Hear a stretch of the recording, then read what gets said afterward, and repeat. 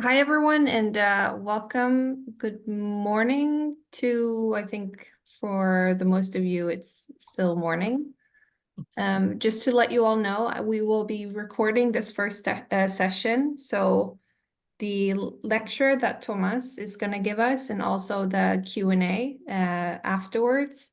And please let us know. You can send us an email or in the chat if you don't want to be seen in the recording because it will be published on our YouTube channel and spread through our channels. Yeah, to other network members, so you know. But I think we can get started. So welcome to all of you. We're happy to see so many of you at this SNS and NKJ joint gender equality session that we're having. It's actually the first time that we're trying out this concept. It has been requested to get some more in-depth information about gender equality and how it can be understood beyond just counting numbers of how many women and men are in the research groups, for example, and get some more tools. So we're very happy to be able to offer this session. We're going to start out with Tomas, who will give us a lecture for about 40 minutes.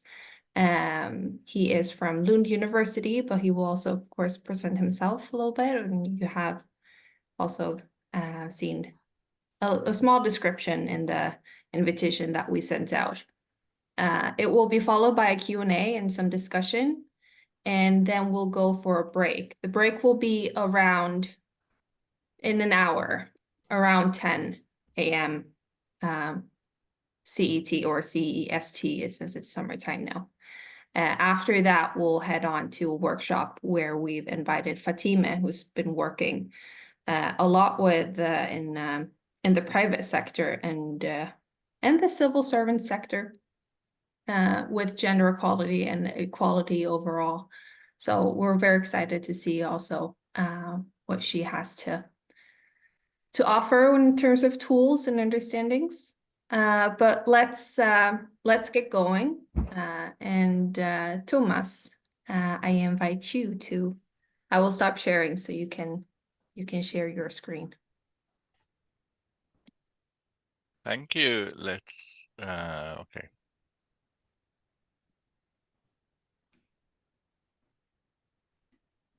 So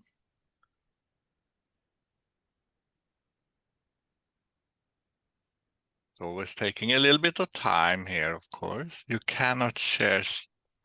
Let's see can you see my screen now? Yes. Okay, I got some warning message there, but that's there we go. Now I'm also seeing what I want to see on my screen. Well, thank you so much for inviting me. Oh, there is something going on here with that I lost sharing. Okay, let's do you still see my shared screen? No, so try it again. I'll try it again. Is that okay? But now I think you have the wrong. We used to be able to know this very well when we were in the COVID, right? I just have to get. Okay, why am I given this? I lost some rights here. Let's see. So just now it looked correct on my side. It was the presentation mode. Yeah. Like the ones that people should be seeing. Right. We'll try and share again, Thomas. I will share again. Yeah. We look right. So, but you can you see your own faces here to the left also? It's okay. Let's move. We okay, see. Good. So, thank you for inviting me. Maybe it's a bit weird that the professor in mathematical physics is talking to you about gender and diversity, but I've been working on this for about 25 years now. And you will on this slide see some examples in which context I'm working on it. It's coming from Can you see my mouse? Because I have there you go, yeah. The Gender X is a project at Horizon 2020 project that dealt with gender for excellence in research. LERU is a League of European Research Universities. It's a club of 23 universities that works on many different policy making and so on the European level, but they also have a policy group for EDI, for equality, diversity, inclusion. And GENERA is a network all over Europe and beyond for gender and physics, which is one of my special interests. So we're going to try today to answer this question. And just a little bit of a disclaimer then. I will try to use evidence and gender research as much as I can. But of course, on these 40 minutes, I will only be able to describe it very briefly. So I will try, instead of picking some concepts and maybe to illustrate what this very exciting and very active field of research is dealing with right now, or have been dealing on with the last few decades.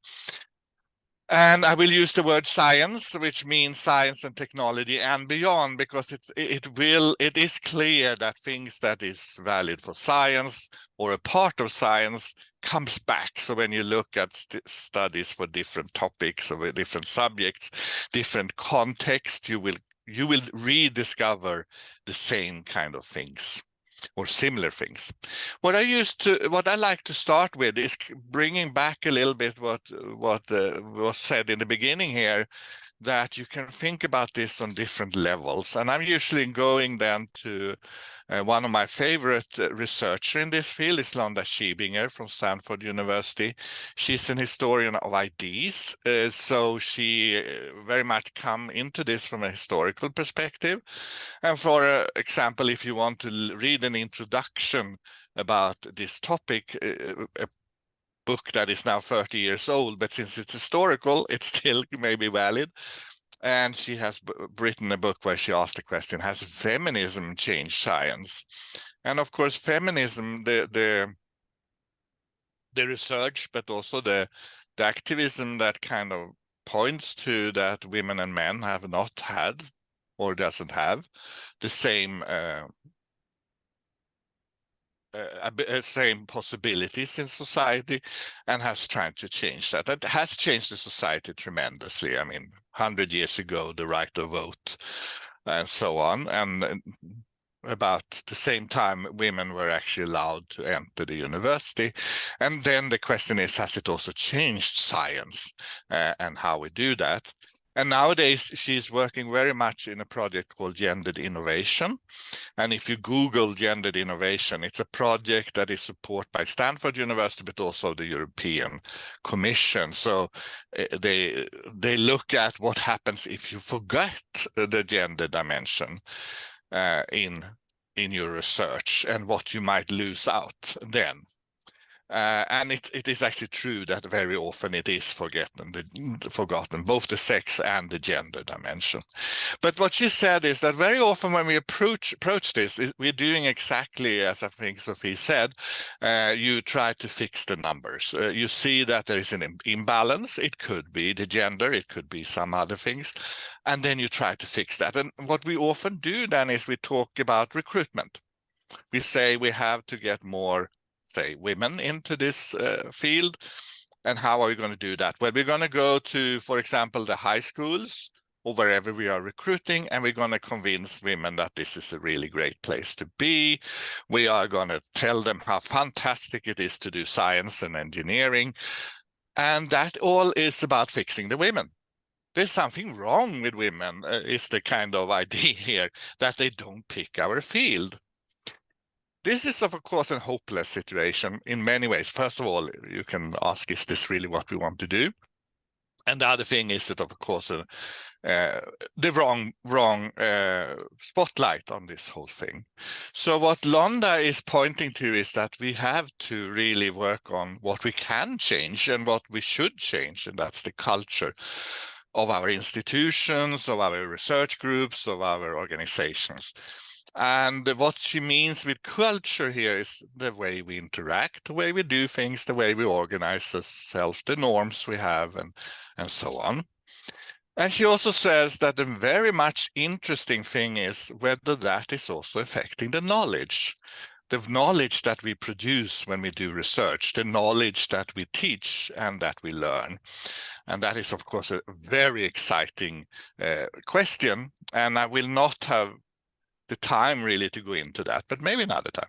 Anyway, so this is an indicator. We have to look at numbers. We have to understand where the imbalances are. And I'm going to do that a little bit in the beginning here, but this has to be our focus. This is where we have to work. And this, if you have a project that is about fixing the women, then it's a trap, and once it should be avoided. Just a little bit about numbers, though. This is a typical situation in science, and I here illustrate what it could be called the leaky pipeline, or something similar to that, or sometimes it's referred as the scissor diagram. Anyway, it shows for free at actually 4 subjects. The gray one is mathematics, but it's then chemistry, biology, and physics. And it's the pathway through a career and what happens. You can see then we start with the bachelor students and we go up to the full professors. And the interesting thing is that we have a common outcome, where in this case then that all the different subjects end out about 20%, sometimes 15, sometimes 25, but around there, percent of the professors are women. And it doesn't matter very much on the starting point. The input is not a strong influence on what the output is.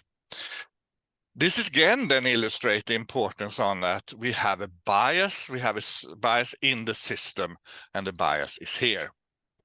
It's inside our culture, inside our institution, something goes wrong. And this diagram is reproduced everywhere.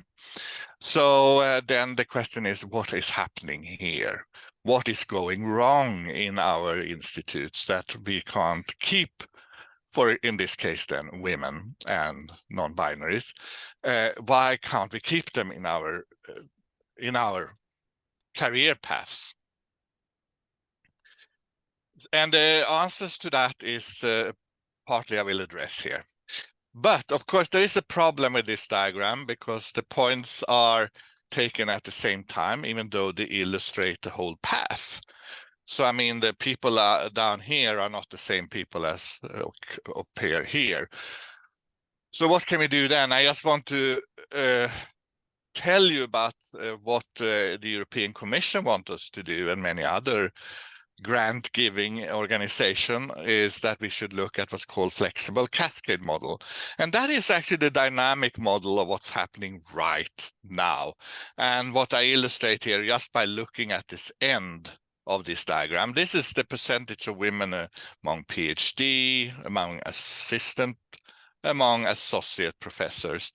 And if you look at this part here, we have associate professors, or lecturer if you like, and we have full professors. And the bar in between, you have the percentage of women among newly recruited or promoted, most of them are promoted professors. And if this was a completely non-biased, gender-blind recruitment, then this bar should of course be the same height as the pool where they're coming from. If you recruit something blindly, the composition of the newly recruited should have the same composition somewhere as where they recruited from. But this is not happening. It's very often it's happening that it kind of mirrors the compositions of where they're going. And that means we are, again, biased. We are biased in who is promoted in the system. There is some sort of biasness in some bias in the set we are promoting and recruiting professors. So this is the way we should think about it, because the very least goal should of course be for us to recruit the same percentage as what we have in the pool. So let's continue with that. And what is the culture? What do we know about this thing that causes the bias? And here I just will give you a few inputs on how we can approach that. There's been many studies of where social scientists, anthropologists, culture scientists, social psychologists, and so on have been investigating, studying science. In my own subject, physics, there is a lot of it because somehow they are kind of attracted to physics as an example of science, but I think that can be discussed why it is. But what is very clear that when you see studies in other subjects, it's valid for that too. So we could think about it that there are some myths about how science is done or should be done to be successful. And one of the earlier studies came from an anthropologist called Sharon Travick, and she anthropologists usually go into unperturbed villages in some remote area which has not been influenced so much from the outside and study how culture is in this area. But she went into labs, scientific labs, and tried to understand how scientists work together, what culture they have. And the book is called Beam Times and Lifetimes. And she found that one thing, and that is a recurring theme, is that scientists do not like to think about themselves as living in a culture. We don't want to think about ourselves as being subjective. We want to be objective.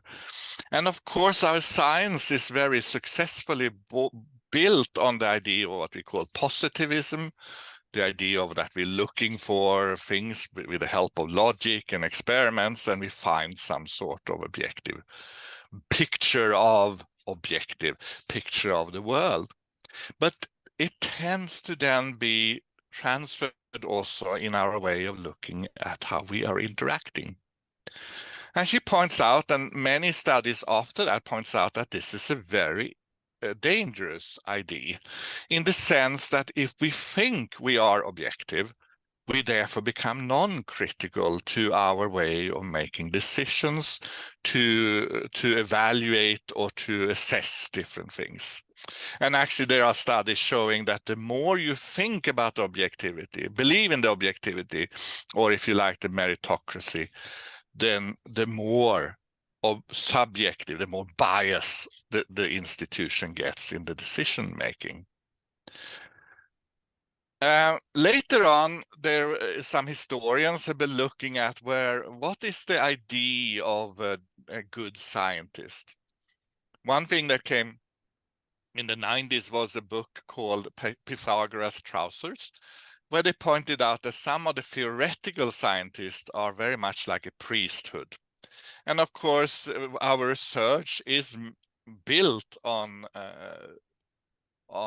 research done in cloisters and so on. So of course, this is a way that our culture was built from the beginning. But you will hear, and the words we use sometimes is very clearly close to preaching, to being the almighty, all-seeing, godlike creature that can give answers to basically everything. Some of the experimental scientists, especially in the Northern Europe, are thought about as tool makers, which means that it's very important to be able to build machines or build things. And even if you're a programmer, to build programs. And that is the kind of essence of what you're doing. Or if you work on field studies, there could be an Indiana Jones complex where people are describing the kind of situation, the kind of culture you have during field studies and what you are supposed to endure. And all these are, of course, very masculine ideas, and they kind of points to a certain type of people and excludes other people. I don't say essentially this is male, women, male, female, but I mean, it signals something and it excludes some people. Very close to this is the idea of Hercules culture, This came in the early 2000s, where people did studies of the culture within science to try to explain what I showed earlier. Why are there so few women in certain countries and a bit more women in other countries among the professors? And they found that this was correlated to Hercules culture. That means that an idea, a belief that science is driven by strong single people, not by teams. So, for example, they compare a set of 5 countries in Europe, and they correlate these differences. In Northern Europe, we very much believe in the Hercules culture, and we also do have a smaller percentage of women, we had at this time at least, of women among professors in science than what you have in, for example, Italy. There is also something that's been explored lately, and that is the idea about that some students, for example, or some younger researchers or researcher overall, don't feel really they belong into this. There's something message conveying to people that you don't really belong here. And it could therefore be a bigger resistance to enter this field. This feeling of non-belonging is something that has been studied a lot, and it comes in with imposter syndrome. We have here in Lund also tested our students where they can anonymously describe problems of being a scientist, and very often imposter syndrome. I'm the only one who have problem with my science. I'm the only one who think this is hard. Everybody seems to be doing it so effortlessly. And this myth of effortless success is something that has been explored recently, among other things in physics, but it also permeates into other fields. And that is that if you are a good scientist, you should be able to do things without effort. That is not a very inclusive, because effortlessness comes from much more than only being clever, so to speak. It's coming from also what background you have, and very much linked to whether you have academic parents, for example. It turned out that people who are doing effortless, they also know the culture, they understand what the research or the academic culture is about. And then there is a recent study in CERN, which I just think is an interesting one, that we are nerds, we are considered nerds, but we are at the same time cosmopolitans. And you maybe can see it here that we are in international setting. It's a kind of interesting contradiction.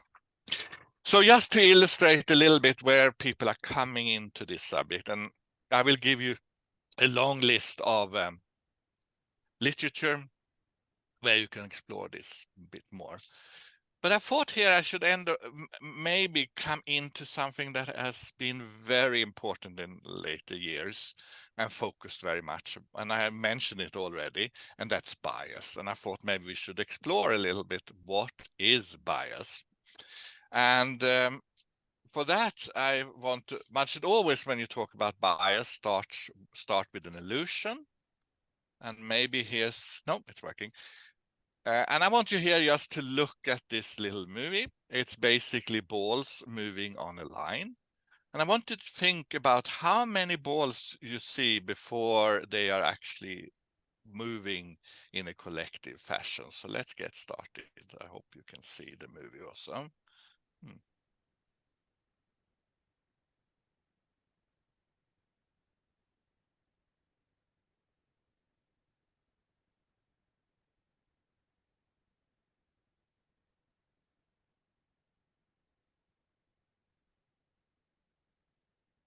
So usually I here do a poll where people can tell how many balls they see before they are seeing it as a geometrical object moving collectively.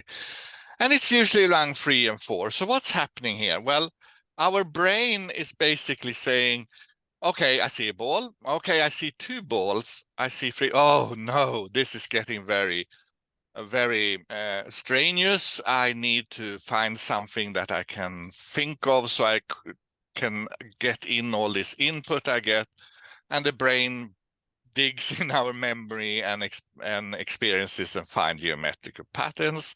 And instead of seeing single balls, we're starting to see a triangle or a square, and finally a circle rolling around while it's still the same information. So this is the brain kind of using earlier experiences to help it.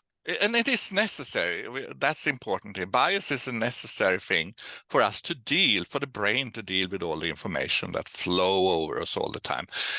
So it's therefore a cognitive process, and therefore, of course, affected by our culture and social context. And it affects then, for example, decision and judgments and so on. But the important thing here is not when it's a positive effect, it's when it's a negative effect. And then it is negative if it's based on negative stereotypes, beliefs, prejudices, or preconceived notions. And therefore it could, for example, be a threat to meritocracy. We come back to that. And we also come back to the fact that it can lead to microaggressions and even worse, non-events. And I'm coming back to what I mean by that. But the important thing is that bias is sometimes only thought about as a psychological process. Something is happening in our brain, but it's also very much organizational. We are organizing ourselves to promote bias, to be biased in our decision making. And I will illustrate that too. And it can be mitigated and counteracted through evidence-supported actions, of course.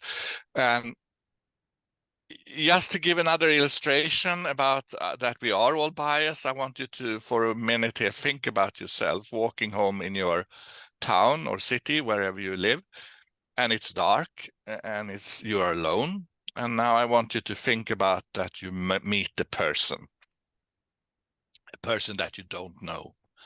So imagine that for a while and feel how it feels to meet this person. And now then you change the gender of this person, and now you feel again. And then finally, maybe you should change the ethnicity of this person, and again, revisit the feeling of meeting them. So what you probably, and what usually happens, is that you feel very differently depending on what this person is and what group it belongs to. And this is, of course, based on ideas and knowledge we have, but it's also then something that if we bring that reaction and feeling back into where we assess, where we evaluate, we have a problem. So there are some different versions of what is cognitive biases. There's some examples, and there are examples where you can see hundreds and thousands of it. But let me show you some. Affinity bias is that we do prefer people that are similar to us. But this is not always true, because we also have a power bias. We prefer powerful people. We associate ourselves to them. And this comes, for example, in evaluation committee. There are research done or studies done in the Swedish Research Council where men preferred men. So that's affinity bias maybe.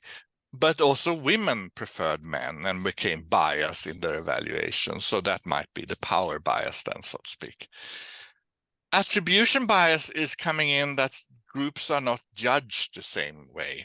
So some minorities are standing out as minorities in the sense that when you fail, it's a behavior that is blamed. Typical women, typical this group, that they would fail. So the whole group gets blamed for failure, while the norm persons often gets excused and say, oh, bad day, or that person had a problem that day. We also, of course, and this is what discussed very much now, we like to be confirmed in our belief. And this is something we have to remember all the time when we do research, that confirmation bias is very strongly there, but it's even worse then when you come in to prejudice and so on. And maybe one of the most interesting cognitive biases is the false consensus bias. And that is that we overestimate the extent to which our beliefs and opinions are shared.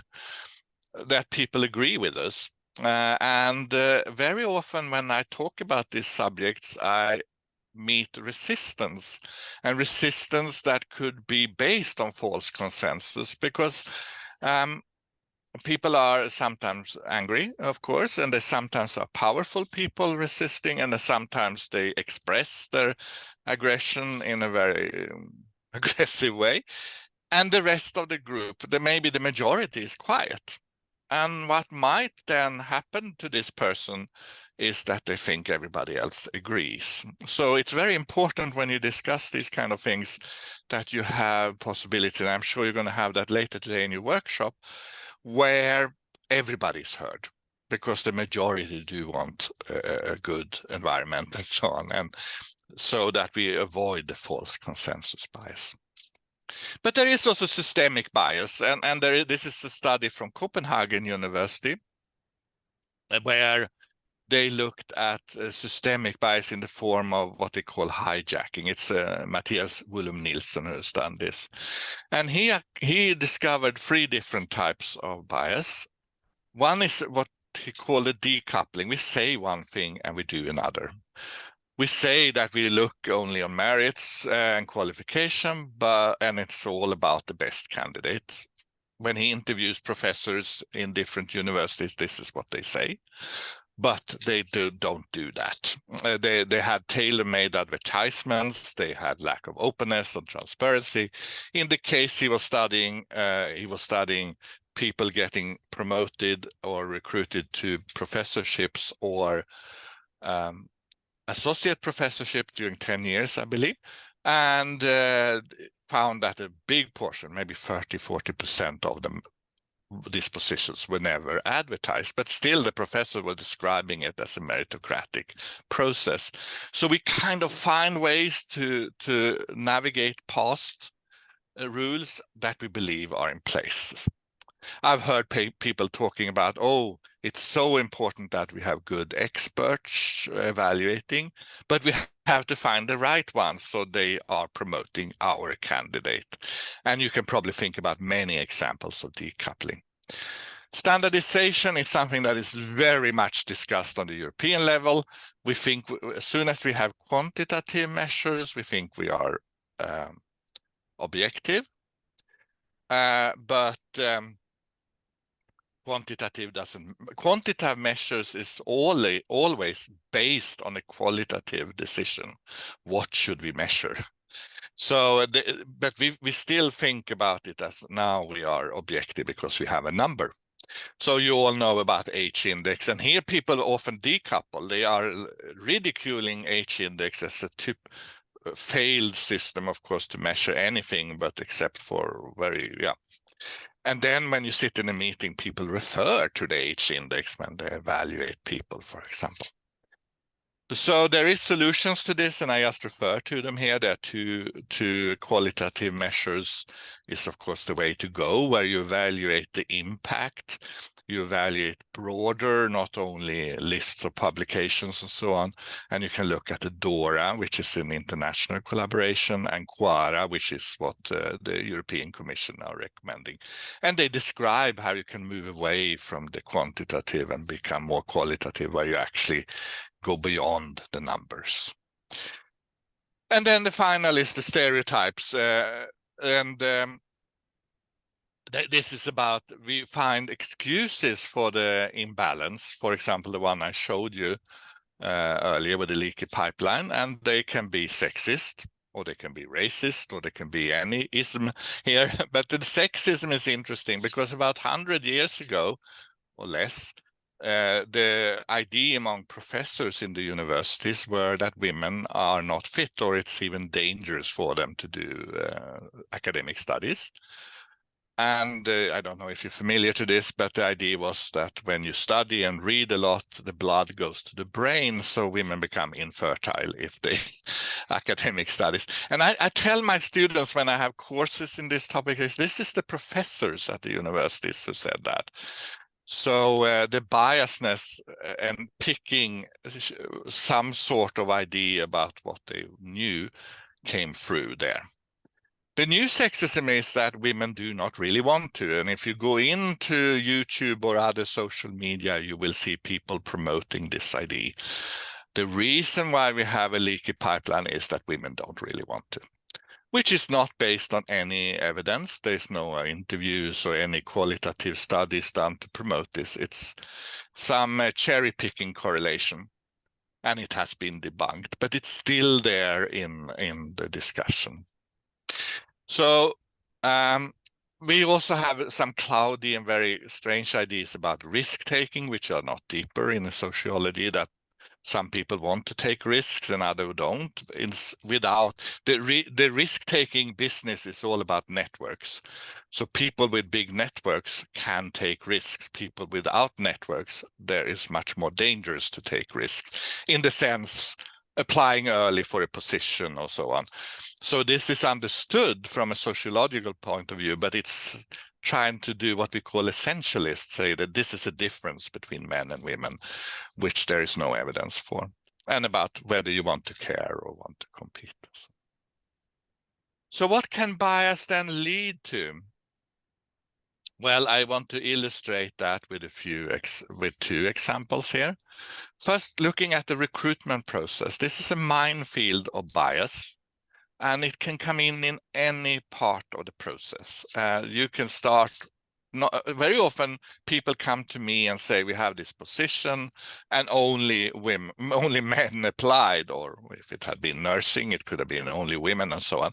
But anyway, and what should we do? And I say, you should have come to me 2 years ago, because there are things happening before you do a recruitment. And this is, of course, what position you want to open and how wide do you recruit is very much affecting the composition of the pool that is applying. How well do you here define your criteria and keep to them? Already here, criteria before you know who's going to apply, you need to define the criteria and stick to them. Advertising, language, there's a lot of research done. Linguistics have looked into our way of advertising, but it's also, sometimes I hear people, let's not advertise this too broadly, because then we get too many applicants and we really want this person. It's like hiding advertisement almost. Who is notified, and most of all, encouraging. There is a clear indication in research that people who doesn't feel they belong are outside the norm, or who's already working in a certain place, have been, when they apply to somewhere, they have been encouraged. They have been told more or less that you should or you can, while the people who belongs to the norm doesn't need to do this. So encouraging is very important. Who's answering the questions? If you have an open application and then people are very often then referred to the research group to post question. The danger here is, of course, you might answer differently. One of the most common questions is, do I have a chance? And I maybe don't need to tell you how biased the answers to that can be. Then we come to what we usually think about the process. We have external experts, we have assessment, all these. External experts are often blamed here, that's their fault because they weren't trained, the rest of us, but the experts weren't trained. So you need to train or inform the experts. Assessment, how are you assessing in detail 1, 2, 3, 4 candidates, or are you saying this group of candidates are equally qualified for this position? Please use other criteria, and so on. Shortlisting, there comes this. An interview, now suddenly the person becomes flesh and blood, and then bias is just pouring in. And I've seen horrible examples of interviews or test lectures or so on, where things really have gone bad, and it could be referred back to that they are people from different groups and they are approached and in different ways.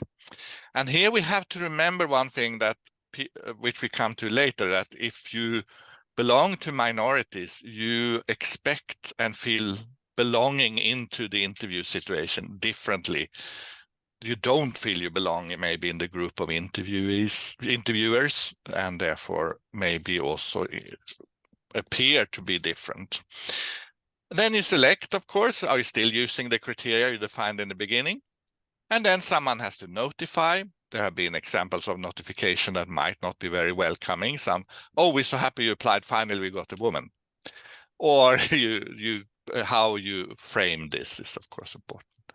Sometimes you can appeal positions. We have in Lund that possibility, for example, for many positions.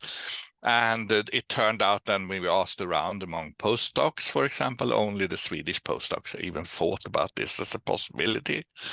And if you don't know it's a possibility, even though the HR said, oh, it's on our homepage. Well, if you don't know it's a possibility, you don't look for it.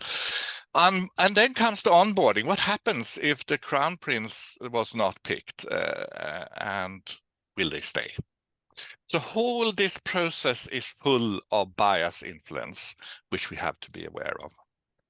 Another thing is harassment. You can understand harassment also through this. And of course, these two are linked. So if we now have bias against some groups, this will lead to possibly to microaggressions. And microaggressions are the things that happens every day. They are not micro in themselves, but they are considered micro. They are not noticed. And for example, I have a friend from Malmö, and he is often asked the question, where are you from? And he says, I'm from Malmö, but people are not satisfied with that because somehow they consider him not being from Malmö. So they ask, where are you really from? Because his parents are from Ivory Coast, so he doesn't fit into the norm, so to speak. And that is, if that happens to you over and over again, everyday basis, then it could be just as detrimental as single, more open cases, so to speak, of harassment. Non-events is the case where something doesn't happen to some people, but it happens to others. So that when we usually talk about some people get mentors, and that's very good. Mentoring programs are important. They are hard to make them really sustainable, but that's another question. But some people also get sponsored, and sponsored is the fact that you not only get advice, you get actually included in research collaboration, access to networks, included in publications or whatever, which is the more sponsoring. And sponsoring is almost always done under the table, mentoring sometimes done more openly. And if this is continuing and we're not doing anything, it could lead to harassment and discrimination. And if we are all the way out to the right, we have to do disciplinary action, and there is no winner anymore. But in the two earlier stages, we have possibilities. We can work on awareness training, and we can use bystanders or observer training and to kind of mitigate or work against these things. I have run out of time, but I'm going to say something about how you can work against bias. I'm soon running out of time. So the first advice I would say then, and this comes now, I used bias as a lens to look at all these things that are happening in STEM and also in other places, is to first of all find good and evidence-based practices to mitigate bias. Not think that you can exterminate bias, but how do you mitigate the effect of them? Leru, as I mentioned in the beginning, has an advice paper. So if you Google Leru and bias or implicit bias, you will find these papers. And they mention there, we mentioned a number of things that you can do. You need to carefully monitor and follow up. Then you have to keep people accountable for how you work against bias. You should offer training to understand and mitigate bias. That's important, but by itself is not enough. Because sometimes you will see that if people go to bias training, they think they are vaccinated. And again, this is a dangerous position because you're not getting critical to your decision then. This has been observed among other places in the Swedish Research Council and also the Dutch Research Council, I believe. So the clear thing to do is to have observers. and they should be there, or I call them sometimes critical friends, that are not participating in the process, decision-making, evaluation, but are observing it. You have to look into language. The languages, we have abandoned recommendation letters in many places in Lund because they are so culturally influenced and so biased. So we would rather take references where you can talk to people or so on. But the recommendation letters is full of biasness. And this has been studied about what kind of recommendation different people get. Evaluate quality, as I said. Work for transparency and formalized. The group should be clear. The interview should be structured. Same questions to everybody, or at least the same starting question for everybody. And transparent and formalized groups. Even how people sit and the speaking time and when you have evaluation becomes important. And sometimes you have to do positive actions, such as mentoring, or rather beyond traditional mentoring programs, which I will be happy to answer questions about. Another thing you can do, and this is going to be my last slide before I jump to the end, is to deconstruct some false friction. What do I mean by that? There are sometimes coming up ideas about that certain things are not, they are counteracting each other. And these are ideas we have, but they can be disproven, and we need to disprove them. The first one is that academic values and equal opportunities are, so to speak, in conflict with each other. And the academic values are then, of course, academic freedom, meritocracy, excellence, and so on. But I would turn that around and say, if you don't have equal opportunities, the academic values don't work. Meritocracy doesn't work if we are biased in our evaluation.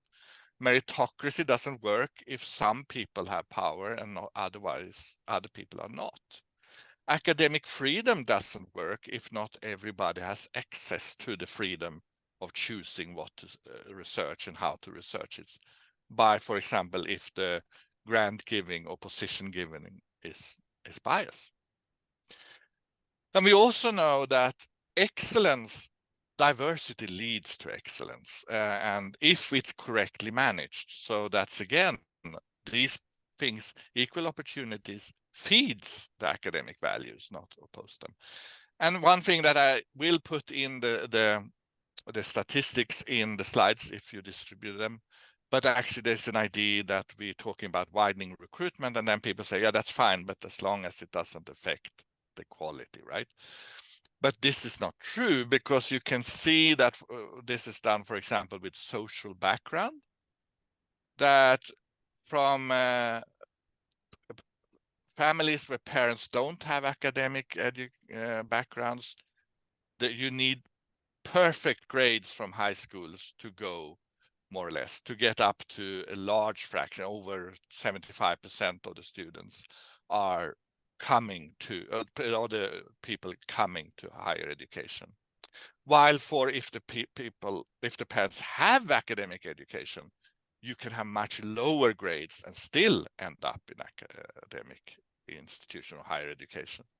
So that means if you're widening it and open up for the people without academic parents, we will get better students. So widening recruitment leads to quality. And now I have my exit door. You can watch the Picture of Scientists and you can learn more about these things. I will warn you about that movie. It's quite strong. But you can also test yourself for your bias, and I leave those links there. But I usually finish by saying this is not easy. I was in DC in Hamburg, and I was very happy to see that they implemented IKEA toilets. So they have a changing table in the men's toilet. But look who is changing the baby even in the men's toilet. So thank you for your attention, and I stop sharing here. Thank you, Tomas, for your presentation. And let's open up for questions from participants.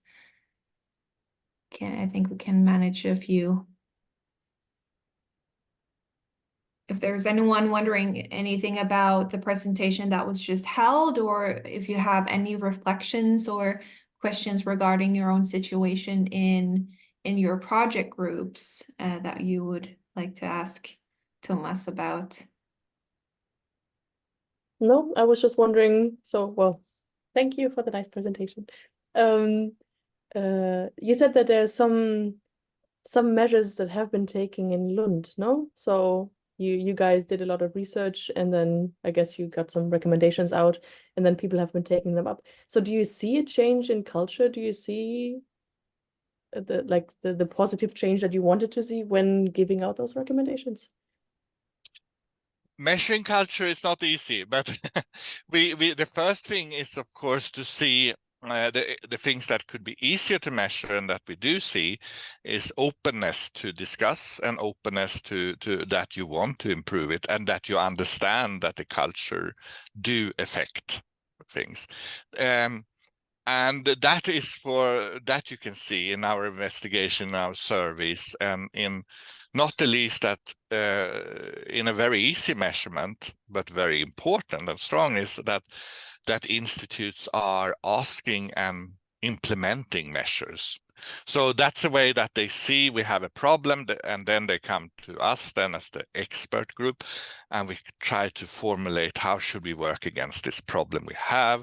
So the fact that you become aware of that this is not the way it should be, there is problem with the culture, is harassment, there is dimensions of people that is beyond gender is something that we discuss a lot, and how should we approach that, how do we work with the LGBTQ community and so on. So I think that's a good measure of that things are happening, that it becomes from top down, it becomes bottom up. So we can see that. Then another evidence is, of course, that we have used observers in certain processes, and they have observed what we are doing that is bias, that we weren't aware of. Or should I say we have processes that are not hitting or treating people in the same way. And therefore we need to do it. It could be wording in things. It could be how long time it takes for a position to come from decision to actually being filled. It can be times when we have meetings. It could be things that's said during meetings. It could be referring to non-relevant hearsay when you evaluate people and so on. Is that an answer?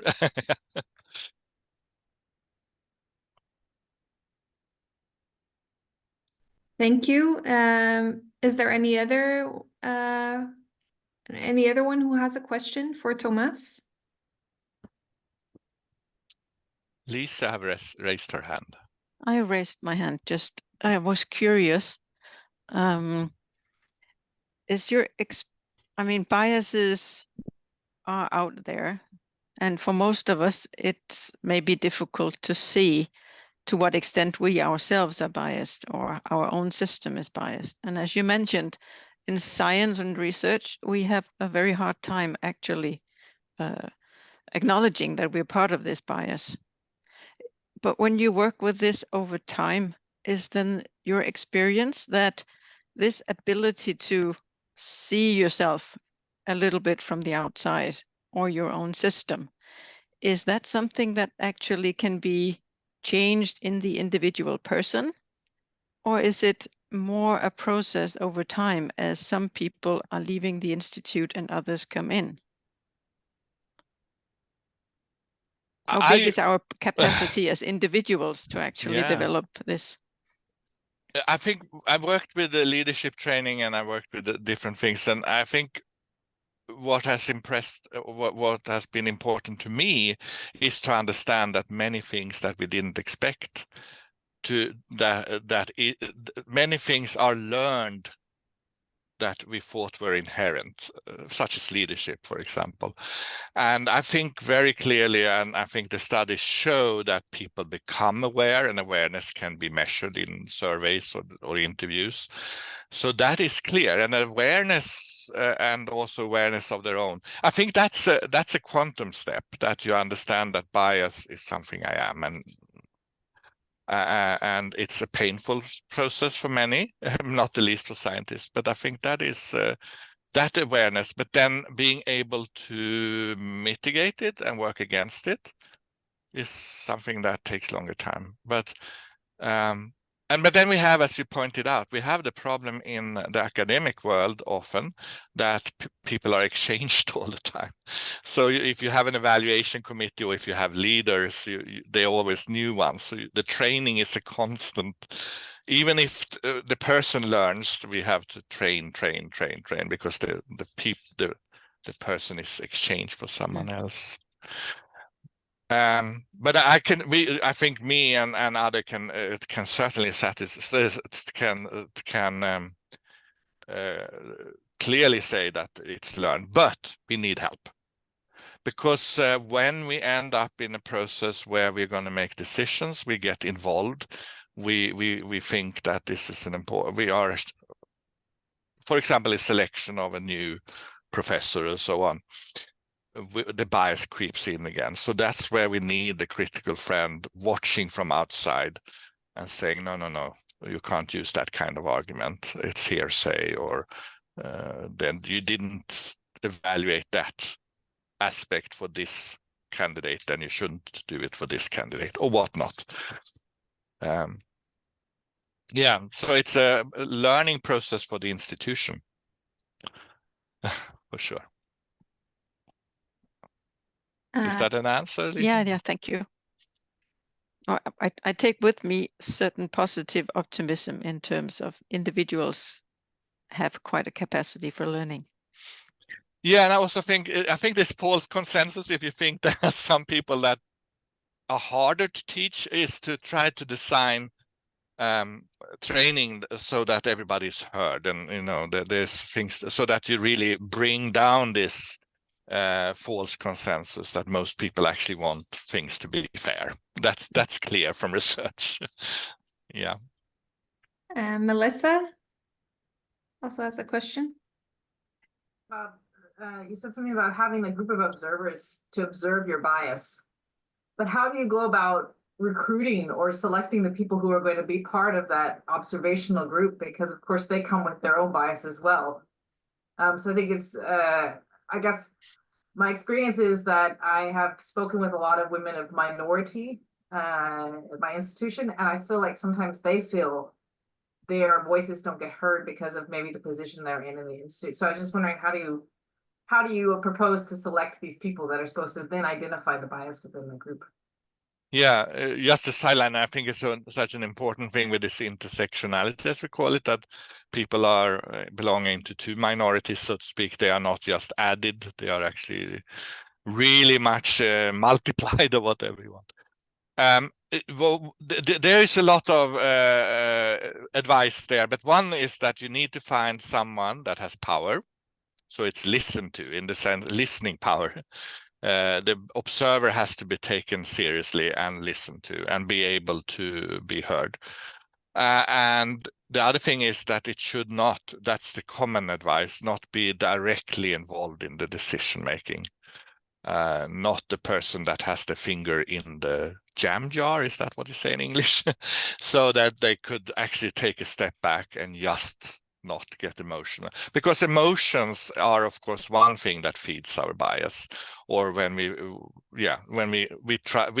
are working like that as human beings. So that's the two advice I've heard from different places where they use observers. And then it's, of course, they also bias, but they are less biased and they see us from the outside. And they are also trained. We have a training here in Lund, together with the Lero universities, where you train bias observer, or I start to more and more call them critical friends.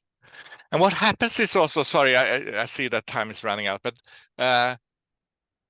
when the bias observers was introduced to our selection committees, for example, in the beginning, people were very suspicious and they tried to limit their powers and said they were scared. What if they find something? So that's the reaction people have. And that's, of course, their duty is to find something so we can do it better. But after a while, people seem to want this help. So they started to say, can you do a short briefing of us here before our meeting so we know how to do the meeting correctly? People want to be fair, and I think that's a very good learning experience. So then they become more accepted after time. So if you introduce this, don't be discouraged if there are a lot of resistance and fear in the beginning. They usually get more and more involved and in the process. Did I answer your question, Melissa? Please. All right, thank you. We're a bit over time, but thank you so much, Tomas. It's been great having you, and I've at least received a lot of new information. We're gonna go for a short break before we move on to Fatima, who will lead us in a workshop too. Let's say 10:15, so everyone has time to get your coffee and do what you need to do before we get started and need to be a little bit more interactive. Okay. So yeah, see you in 10 minutes.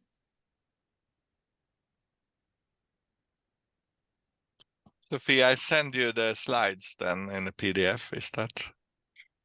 Very, yeah, I appreciate that. Thank Okay. you. Thank you. I'm leaving now. Thank you. Bye.